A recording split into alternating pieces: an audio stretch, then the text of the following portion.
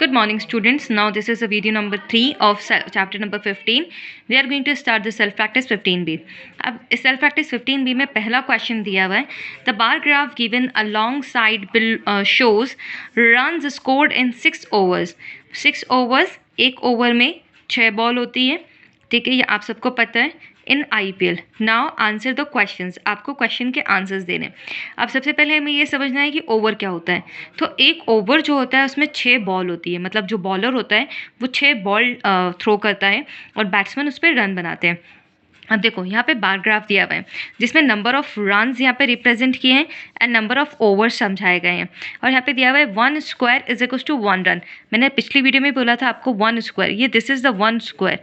ये आपका जो मैं शेड कर रही हूँ ना, दिस पोर्शन, ये वाला पोर्शन जो मैंने शेड किया है, ये 1 स्क्वायर. तो ये 1 स्क्वायर का मतलब होता है 1 रन. ठीक है. अब देखो ये जो बार ग्राफ बना है ये नंबर ऑफ रन्स और नंबर ऑफ ओवर्स के बीच में बना है. इसमें 1 2 3 4 5 एंड 6, मतलब एक बॉलर ने 6 ओवर थ्रो किए हैं. ठीक है. अब सबसे पहला क्वेश्चन क्या दिया हुआ है, in which over did the bowler get the most run. सबसे ज़्यादा रन कौन से ओवर में दिए. देखो बॉलर जब बॉल डालता है तो उसका टारगेट ये होता है कि सबसे कम से कम रन दिए जाएं. ठीक है. और बैट्समैन को आउट किया जाए. तो अब जिसमें सबसे ज़्यादा रन दिए हैं वो कौन सा ओवर है, तो दिस इज जिसका बार ग्राफ सबसे लंबा है. So that is 5th one, मतलब 5th ओवर में उसने सबसे ज़्यादा रन दिए. कितने रन दिए, दैट इज़ 12 रन दिए. ठीक है. ओके. नाउ इसके बाद in which over did he bowl well, कौन से ओवर में उसने बॉल अच्छे से किए. तो जिस ओवर में से सबके कम रन होंगे ना, वो ओवर उसने सबसे ज़्यादा अच्छा किया. तो दैट इज़ सबसे छोटा बार ग्राफ कौन सा है, 6th वाला, मतलब यहाँ पे उसने सबसे कम रन दिए हैं. ठीक है. फिर लिखा हुआ है in which over the runs made were twice the first over. कौन सा ऐसा रन है जो फर्स्ट ओवर के ट्वाइस में है. तो फर्स्ट ओवर कितना है पहले ये समझना ज़रूरी है. फर्स्ट ओवर हमारा 4 है, अब उसका ट्वाइस कितना हो जाएगा 8. तो 3rd ओवर. ठीक है. Now question number 4, how many total runs did he bowler give in his over. आपको जितने ये रन्स दिए हुए ना उन सबका टोटल करना है. तो जैसे मैंने किया 4, पहले वाले में 4, फिर दिस इज 10, फिर यहाँ पर आपका 8, now this is 6, 12 and here is 2 run. ठीक है. तो इन सबको प्लस करेंगे तो आंसर कितना आ जाएगा, 42. नाउ अब हम क्वेश्चन नंबर 2 समझते हैं. क्वेश्चन नंबर 2 क्या दिया हुआ है, the bar graph shows the number of class 4th B students with perfect attendance for each 4 terms. Study it and answer the question that follow. ठीक है. मतलब 4 टर्म्स हैं, जैसे आपके यहाँ पे टर्म 1 एंड टर्म 2 होती है, वैसे ही किसी एक स्कूल में 4 टर्म्स हुई, term 1, term 2 and term 3 and term 4. अब यहाँ पर 4 टर्म्स की अटेंडेंस दी गई है कि कौन कौन सी अटेंडेंस वहाँ पे फॉलो की गई है. अब यहाँ पे यूनिट दी है, that is 1 square is equals to कितना है, 25 स्टूडेंट्स. मतलब ये एक स्क्वायर आपका 25 स्टूडेंट्स को रिप्रेजेंट कर रहा है. ठीक है. तो इसका हाफ कितना हो जाएगा वो देखना रहेगा.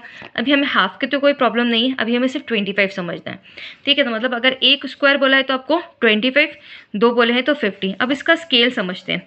तो दैट इज़ ये दिया है 0 से 4, फिर 8, फिर 12, 16, 20, मतलब 4 के गैप में दिया हुआ है. ठीक है. नाउ चलो समझते हैं. सबसे पहला क्वेश्चन दिया है, which term has the best attendance. कौन सी टर्म में सबसे अच्छी अटेंडेंस है. तो जिसका बार ग्राफ सबसे ऊपर रहेगा, ठीक है, वो क्या रहेगी, आपका अटेंडेंस अच्छी रहेगी. तो देखो टर्म 4 का बार ग्राफ सबसे लंबा है, तो दैट इज आंसर क्या हो जाएगा, टर्म 4.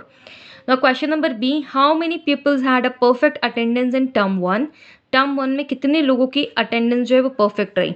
तो टर्म 1 देखो दैट इज़ किस तरह रहे, दैट इज़ 36 के बाद यहाँ पर फिर गैप आया, फिर 40 आया, फिर ये वाली लाइन जो है ये किसको रिप्रेजेंट कर रही है, 2 को रिप्रेजेंट कर रही है ना, 36, 38 एंड देन 40.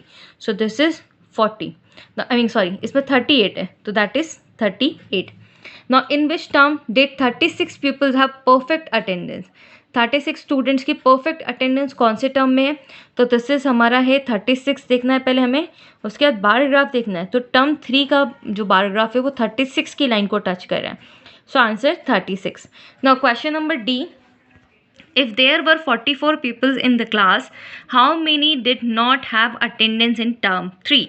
अब आपने पूछा, ये क्वेश्चन किया है कि अगर 44 लोग जो है वो एक क्लास में थे, ठीक है, तो टर्म 3 में तो कितने लोगों ने क्लास अटेंड नहीं करी।